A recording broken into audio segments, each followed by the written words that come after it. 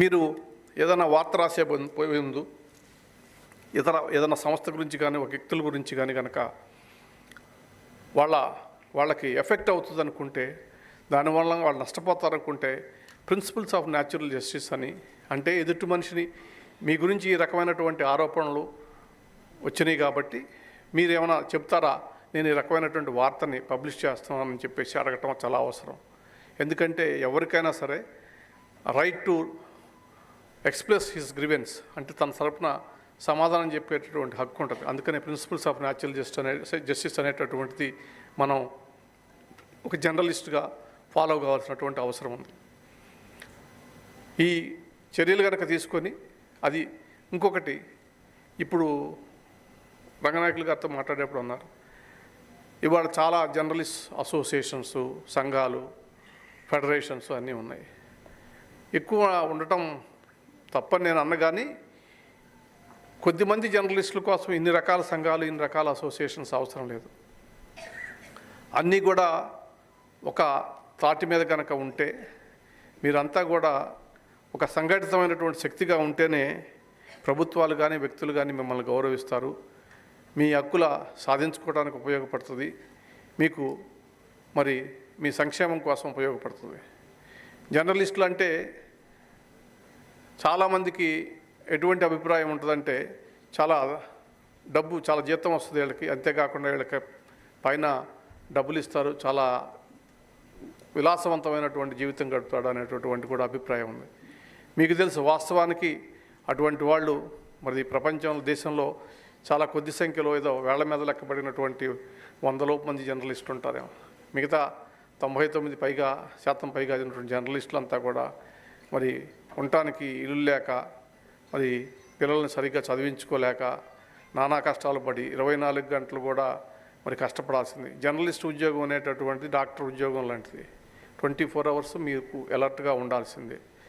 మీకు ఎప్పుడు న్యూస్ ఎక్కడ ఏమందుతుందో ఆ ప్రాంతానికి పోయేసేసి ఎండనక, వాననక, మరి చల్లనక కష్టపడితేనే మీరు వార్తను సేకరించగలుగుతారు. అంతే తప్ప మీరు ఇంట్లో ఉండి ఎవరికో ఫోన్ చేసి అక్కడ ఏదో అయిందంట అని చెప్పేటటువంటి హియర్సే మాటలతో కనుక జర్నలిజం చేస్తే మీరు జర్నలిస్ట్గా రాణించరు. ఇటువంటి విషయాల్లో కనుక మీరు జాగ్రత్తలు తీసుకొని మీ ఆరోగ్యం గురించో, సంక్షేమం గురించో, మీ పిల్లల భవిష్యత్తు గురించో, మీ భద్రత గురించో మరి ఒక సంఘటితమైనటువంటి సంఘంగా ఉన్నప్పుడే మీ సంక్షేమ సంఘం పెట్టినటువంటి ఐక్యత, సంక్షేమం, భరోసా అనేటటువంటి ఆశయాలు నెరవేరుతాయని చెప్పేసి మీరు అనుకోవాలా. అందుకని బలమైనటువంటి జర్నలిస్ట్ సంఘం అనేటటువంటిది అవసరం. అదేవిధంగా జర్నలిస్టుల సంఖ్యను కూడా నియంత్రించాల్సినటువంటి రోజులు వచ్చినాయి. మరి ప్రతి వాళ్ళని జర్నలిస్ట్ అనేటటువంటి పరిస్థితి కాకుండా, సెల్ ఫోన్ ఉన్నటువంటి ప్రతివాడు ఒక వార్తని ఒకరోజు పబ్లిష్ చేస్తే అంత మాత్రానికి జర్నలిస్ట్ అయిపోతాడని చెప్పేసి అనుకునేటటువంటి రోజులు పోవాలా. ఒక ఖచ్చితమైనటువంటి క్రమశిక్షణతో కూడినటువంటి ఒక సంఘం ఉండాలా, వాళ్ళకి గుర్తింపు ఉండాలా, గుర్తింపు కార్డులు ఉండాలా. అదేవిధంగా ఖచ్చితంగా సంవత్సరంలో ఒకసారో 2 సార్లు, ఒక వారం రోజుల పాటు లేకపోతే 4 రోజుల పాటు మీరు ట్రైనింగ్ తీసుకోవాలా, శిక్షణా తరగతులకి అటెండ్ అవ్వాలా. మరి జర్నలిజంలో ఉన్నటువంటి పెద్దలను, లేకపోతే వివిధ రంగాలకు చెందినటువంటి పెద్దలని మీరు పిలిచి వాళ్ళ ద్వారా మీరు విషయాలను తెలుసుకొని మీరు జ్ఞానాన్ని పెంచుకుంటేనే మీకు ఉపయోగం జరుగుతుంది అనేటటువంటిది, మీకు గౌరవం పెరుగుతుంది అనేటటువంటి నేను ఆశిస్తూ, మరి మీకు సంబంధించినటువంటి అనేక సమస్యలు ఉన్నాయి, నిజం ఒప్పుకుంటాను. సమస్యల పరిష్కారానికి మరి మీరు సంఘటితం కాకపోతే అవి పరిష్కారం కావనేటటువంటిది కూడా ఉంది. అంతేగా పోటీ ప్రపంచంలో ఒక జర్నలిస్ట్ ఇంకొక జర్నలిస్ట్ను అగౌరవపరుచుకునేటటువంటి పద్ధతుల్లో కనుక ఉంటే మీకే అగౌరవం మిగులుతుంది, గౌరవం దక్కదనేటటువంటి విషయం కూడా గుర్తుపెట్టుకోండి. బాధ్యతతో కూడినటువంటి జర్నలిజం చేస్తేనే మనకి భవిష్యత్తు ఉంది.